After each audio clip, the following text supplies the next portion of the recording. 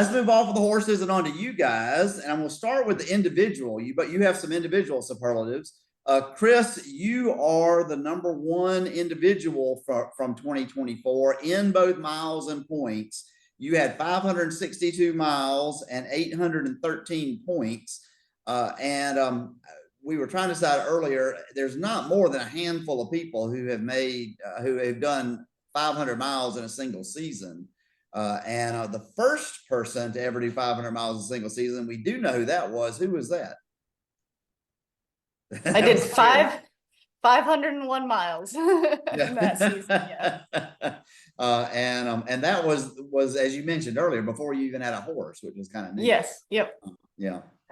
So, Chris, reflect back a little bit on, and you also this year were won the short course in the East Coast Championship to tack that on to your long course victory from a few years ago. So you've won both a short course and a long course in a championship. Reflect a little bit on this year and a story or two maybe from this year. Sure. It's great to break 500 miles. It's a lot of traveling and a lot of weekends, and planning with my job to take those days off. But it is what I love to do, and it's the whole experience of camping, seeing friends, snacks and meals, and then getting out, being with your horses and doing the running and the riding. I always enjoy the weekends, and when they're, we always like the weekends that have the 2-day races, because then you get to do it twice, and you're traveling so far. That's a great way, and so that's also how we build up our miles. But I as you were saying, those superlatives, it made me think of a story from the championship this year that I'd like to share. And again, being proud of my horse, but also Kelly Pultz is a good friend of mine, and we partner a lot together. And we had planned on this year using Comet for the long course championship, and then using Blue for the short course championship. Again, this is because I still feel like I'm building up Blue's endurance, but Comet is so good, like Carrie was saying, on the trail, that we thought this was a good strategy. But Comet wasn't able to come to the championship, and so we kind of fiddled around with some ideas, and what we landed on, we subbed Blue in for the long course. And so Blue ended up doing the long course and the short course. Now, we didn't race the long course, but he still had to do 30 miles on the first day. And then the second day we decided to race, and we had some competition from a team from Pennsylvania that they were running fast. They were polo players, and their horse just cantered or galloped every time they got on that horse. And so by no means Blue, he did not have it easy, and we raced hard, and we won the short course. So that was a story that stuck in my mind, because I just wasn't sure how that was going to go, since Blue had to do the long course on the first day, but we weren't necessarily planning or training for that. I was training Blue to do the short course. And I have to tease you a little bit, because I know a little bit of the backstory about that. You asked Carrie if you could use Comet, and if you could have Kelly as your partner, because you said that way Comet might get a championship. And implied there, I'm afraid, was something about Carrie's running speed. Is that correct? Carrie, it was Carrie's idea. Carrie wanted the championship to help Comet get horse of distinction. Oh, okay. Yeah, I didn't hear it that way. Yeah. We can put it that way. Yeah. And I'm teasing. Carrie is maybe not the fastest runner, but as we already know, she'll be there all day long, and she'll wear you down that way for sure. Well, Carrie, I start at the same speed that I finish at. Yeah.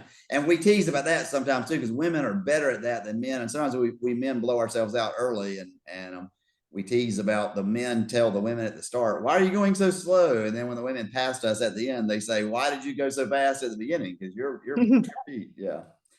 Well, Carrie, you were right on Chris's heels, and you were actually the second place individual in both miles and points. You had 471 miles and 1,489 points, making me wish that you had found one more 30-mile race. But that may be not your idea. But that would have put you over 500 again. That would have been right at 501 again, actually. But tell me about your year.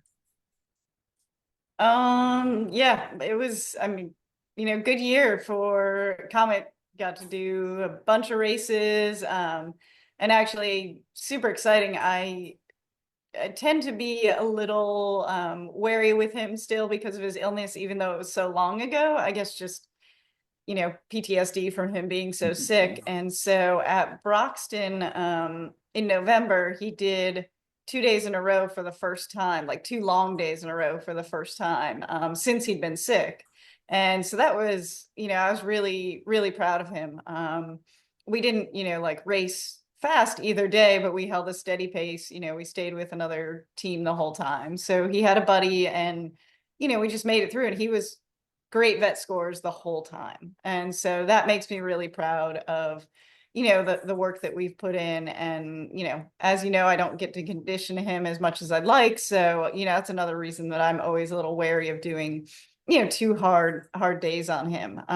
Though he shows no signs of having an issue with it. It's just, I'm being a careful mother, I guess. And so that was really big for me. He also had a couple of races where we had, like a tough fought kind of win, and one of them was at Biltmore when Chris and I did partner together, and I was actually the ride manager there as well, and it was a 25 miler. And beforehand, this woman Megan had messaged me, she wanted to try ride and tie. She'd never done it before, and she wanted to, she was looking for a partner, or, she said, if nobody else is, if nobody's available or needs anyone, I just like to come and volunteer. And at the same time, a friend, Lisa, messaged me saying she was looking for a partner. So I connected them, and so they partnered on Leo. And the thing is, a lot of us are returning all the time, so we know each other and we know our speeds, but we didn't know Megan, so we didn't know how she could ride. We didn't, I knew she was a horse person, she owns horses, but I didn't know like what her comfort level was out in the woods on trail. And she figured out ride and tie real fast. And they chased us for 18 or 19 miles. I mean, we were very close together, just passing each other constantly. And I mean, I'll say, like, I'm not the fastest runner. So, Chris is, he would get us out in front, and then I'd be running in the back, and like one of them would catch up to me, and I was like, so we just kept getting constantly caught by them. And it wasn't until several miles after the vet check that we finally were able to kind of run away from them. And, Comet was just a rock star that day, moving really well, going down the trail really well, and holding it, holding that pace pretty much through the end. I mean, we were looking over our shoulders the last few miles, just, concerned they were catching up. So that was a really fun race, for me with him as, and with Chris, obviously, as my partner as well. Yeah, great. So that's a great lead in, because your horses have done well this year. As individuals, you've done well this year, but you also were the top man woman team of the year. And although we don't really make a big deal of this in ride time, maybe we should, you were the top team, period. Other categories notwithstanding. Let's see, you had 750 points and 246 miles as a team. And so I don't know which one wants to start, but tell me a story or two about you as a team this year. It was the Carrie and Chris team. You have a story? You just told one second ago, Carrie. I can tell you we've raced together enough that we have a strategy, not to share too much of our secrets. But what I mean is, since we've teamed together long enough, we know what works well. And we get into this rhythm of I'm on the horse and I ride ahead about a quarter mile, not far. I tie the horse, jump off, and Carrie, is always catching me. So when she catches me, and it'll be longer than a quarter mile, just depends, half mile to a full mile. When she catches me, she hands me the horse, and then we figured out that that works best for our speed. So we do one flying tie, and then the next one is just a regular tie. And Carrie said that Common is 14 hands. I don't think she said that makes it so quick to mount and dismount. So much easier when your horse is a little bit shorter. And so, especially that flying tie, I mean, she dismounts on the right and I mount on the left as she's dismounting and get going. And we find that it works really well. And then for the vet checks, she's working on handling Comet in the vet check. So I let her handle that. So I make sure that I ride in and then I run away while she's doing the vet check and she eventually catches up with me. I'm glad you mentioned that, because that is really good.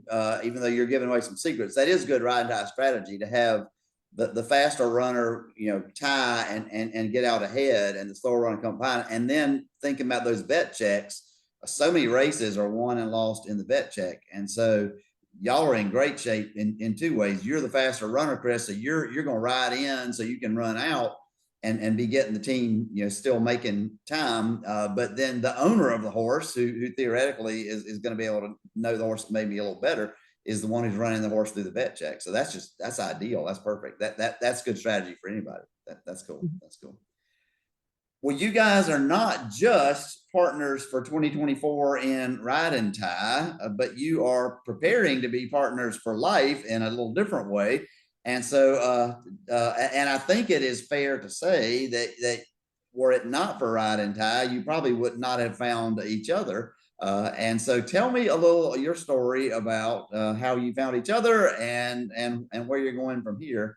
And I will warn you, I've got a little thing I want to make fun of you in a little bit, but I'm gonna hold off on that. So go ahead and tell me your story. Thank you for the warning.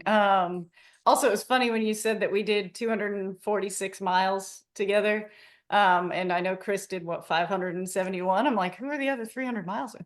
Yeah. All the other ones, right? Barb and Kelly and all that, we do switch off partners, frequently. We don't always partner together, which I think is also, unique in that we don't always partner together. We do ride and run with other people too sometimes. So, and that, it's always fun both ways. But when he's my competition, I know he's going to outrun me no matter what. But well, we've been together for a year and a half, almost 2 years. It'll be 2 years in the springtime, in April, really. And I'd say, I mean, the first time we spent time together outside of ride and tie is also kind of a funny story. Our friend Allison, who is also one of my ride and tie partners a lot of the time, and a mutual friend, she has a cabin near Shenandoah National Park, and she had invited me up to do some trail running for a few days, and it was her training run for Eastern Divide, I think 50K. Yeah, and so she had invited me up to do some trail running with her, and then kind of at the last minute, she invited Chris as well. And so we told Chris we were going to do like a 25-mile run, and Chris is imagining we're going to put our stuff on and just start running and then finish running, and he didn't understand that Alice and I are more into an adventure than just a run. So we had planned this route that was like 2,000 or 3,000 feet of elevation gain, going from the base of Old Rag up to the Parkway and then back down, or I guess it's Skyline Drive there, but then back down. We're gonna, go over Old Rag and then come back down the parking area. And so, I mean, we hiked the whole way up, and then when we got to Skyline Drive, we stopped. There's a lodge up there, and we stopped. And Chris thought we were just like using the bathroom and filling our water bottles. And we had been joking about how we were going to eat French fries at the restaurant there. And he thought we were joking. And Alice and I got in line and got a table and sat down and had lunch, like, 10 miles into a 25-mile outing or whatever it was. So, yeah, I think at that point, Chris understood what kind of runner I am and what by like. We sat down for lunch. Yeah. It was good. It was so good. Um, It's so worth it. So that's the first time we really spent time together. I mean, there wasn't any, like, you know, um, we didn't move forward into a relationship for several months after that, but I think that was the beginning of our like friendship. I just want to add very quickly a funny story. At that restaurant, when we sat down for lunch, I had gone to the restroom and, they got a table and we were waiting for the table, but they sat down before I got back. So when I got back, I asked the hostess, she knew I was looking for them and she pointed over there and she said, is that your wife? There you go. I didn't tell you that. She's like, you guys look like you're together. I said, no, Not yet. not yet. So yeah, I think shortly after that we ran a 58K together with friends. Like we spent a weekend at a cabin with that same friend and her sister and another friend, all ride and tie people. And then, over the next few months we did some, adventure runs together and some trips together. And, then yeah, we were together shortly after that. So, and we're engaged. Yeah, and now you're engaged, indeed. Mhm. And that actually reminds me too. You have to remind me exactly, but there was no time one of you was in the emergency room or something, and they asked what your relationship was, and you both kind of stared. What is that? Remind me of that story. Do you want me to tell it? Sure. Yeah, we'd been together for like less than a month, and so we hadn't had that conversation. We had started dating. Yes, we were together dating, but we hadn't had that conversation and about where this is going, anything like that. And Chris had fallen. We did a Ragnar relay with a group of friends, another group of all ride and tires that we get together with, and do a Ragnar relay, trail relay once a year. And Chris had fallen at one point during the race and his hand was hurting. And so we ended up, it swelled up, I think, pretty good by the next day or so. And so we ended up going to urgent care, and I was staying, with him for the weekend. So I went with him to the urgent care, and, it was, they gave him some paperwork to fill out, and he couldn't fill it out because his hand was, we didn't know, but fractured. And so when they handed him the paperwork, he just asked, can she fill it out for me? And the receptionist said, well, what's her relationship to you? And he went, girlfriend. And then looked at me, and I was like, that's great. Is that okay? Is that okay? So when he sat down, he's like, is that okay? And I said that, and I was like, yeah, that's okay. Very good. So and yes. then of course it progressed to your engagement, and the part that I want to tease you about a little bit is you already shared with us some of your strategies for ride and tie. You also, I think, have a strategy for getting married. You're horse people now, and so it was very important that Chris got, or that you got, a trailer first, and then you're going to find the farm, and then you're going to get married. Is that correct? Well, or am mostly. Mostly. I may be asking some questions I shouldn't be asking. I mean, we're having a lot of fun doing, our spending time, weekend adventures and traveling together. But we are going to get married. But I mean, we both have horses, so we need a trailer. Spoken then, like a true horse person. Yes. Eventually we'll get married and we'll get a farm, but we'll likely get married before we get the farm. Oh, okay. We get, just our priorities are in order though. We got the horse trailer first. That's what's important. Very good.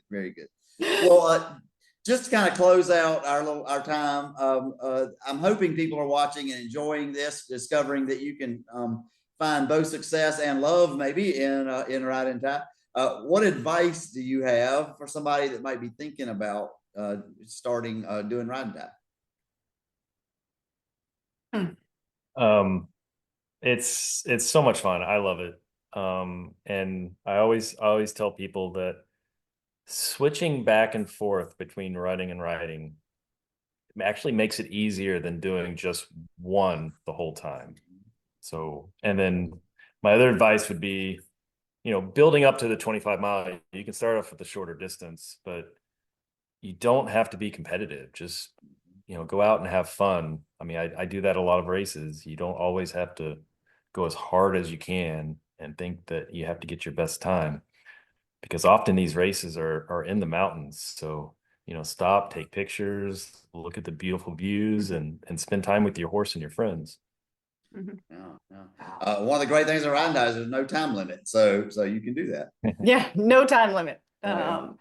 So yeah, I take a lot of pictures out there.